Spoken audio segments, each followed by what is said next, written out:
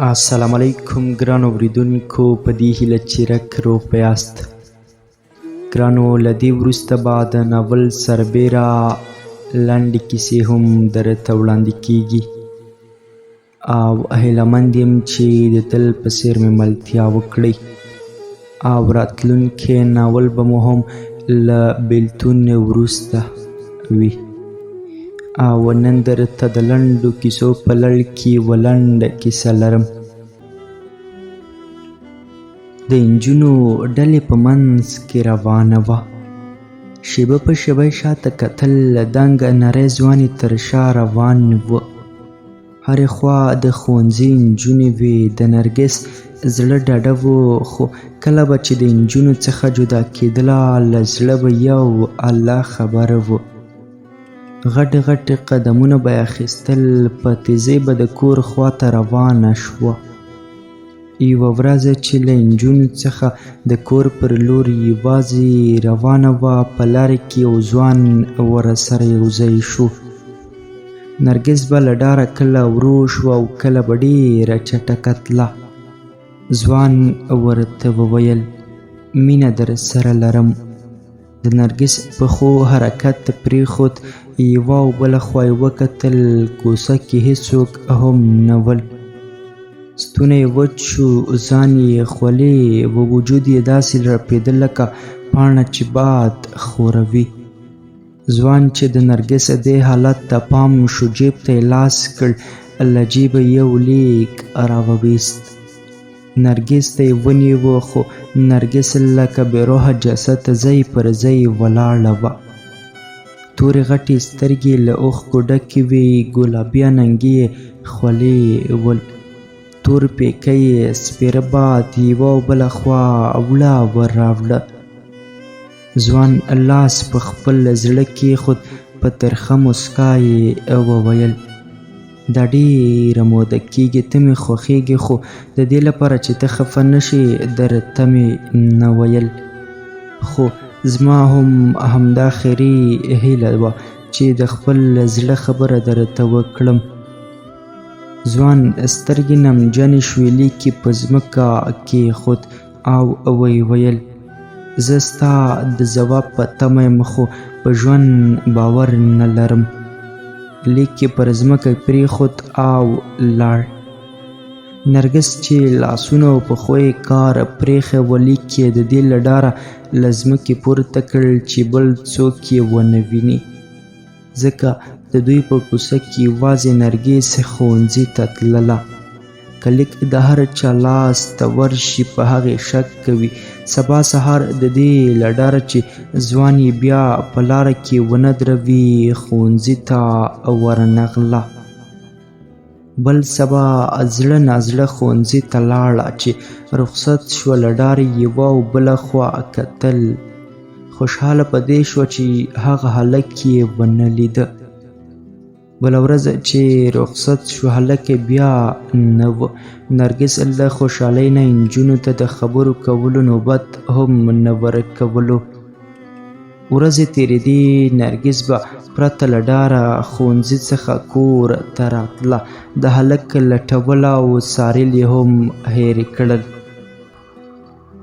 څه موده وروسته نرګس د امتحانونو لپاره تیاری نیوه. د ښوونځي بکس یې خلاص کړ او ټول کتابونه او کتابچې یې راواخیستې. چې په دې وخت کې سترګې په هغه لیک ولګېدې چې هغه ځوان هلک ورکړی و. یو ځل بیا ډار واخیسته، په وارخطا یې پورته شوه. د کوټې دروازه یې بنده کړه، لیک یې راواخیست. د لیک په شروع کې یې لیکلي و: زړه مې درد وکړي، په سترګو مې تیاره خوره شي، هسې نه مړ شمه، په سا مې اعتبار نشته دی. نرګس له دې بیت لوستلو وروسته دیوال ته تکیه وکړه او لیک لوستلو ته یې ادامه ورکړه.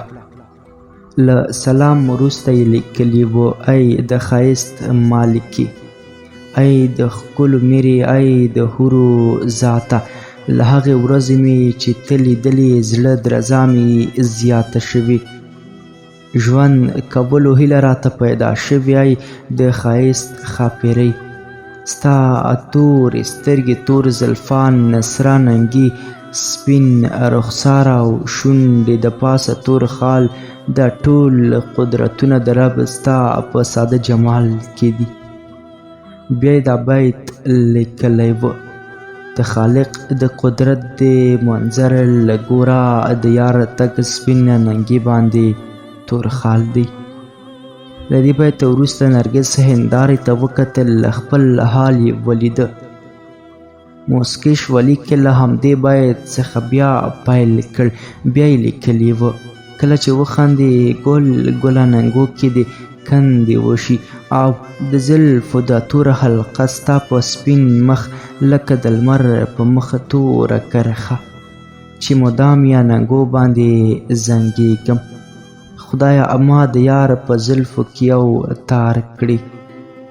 نرګس هندارې ته وویل: زه په رښتیا دومره ښکلي یم؟ له بیت وروسته یې لیکلي وای: د ښایسته خزانې زړه مې غواړي تر قیامته ستا په تمه پاتې شم، خو ژوند را سره دوکه وکړه. د زړه په ناروغۍ اخته شوم، یوه خوا ستا مینه لکه د ژوند هومره ښکلې، بل خوا ژوند لکه د خوب لیدل دومره لنډ دی. دا شپږمه میاشت ده چې سرطان لرم.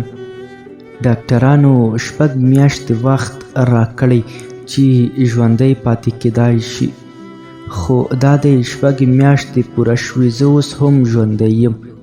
ښایي ستا مینه مې مرګ ته نه پرېږدي، خو بیا هم په ژوند اعتبار نشته. د لیک ځواب ژر راکړه. د سبا خبرې ما ته مه کړه، ما به مړ کړې دومره اوږد انتظار کې. د بیت لاندې لیکلي و: که کومه ورځ دې ښوونځي مخې کې ونه لیدم، حق دې را وبخه. ښایي مړ شوی وم. په احترام ستا لیونی. نرګس بې اختیاره په ژړا شوه. لیک یې زړه پورې ونیو. دا 3م کال دی چې د ښوونځي مخې ته هغه لټوي، خو هغه له تورو خاورو لاندې ژوند کوي. دا وه د مینې یوه لنډه غمجنه کیسه. او هو په کومنټ کې راته ووایاست چې همداسې لنډې کیسې درته وړاندې کړم او که نه. تر بیا مو پاک او مهربان رب مل شه.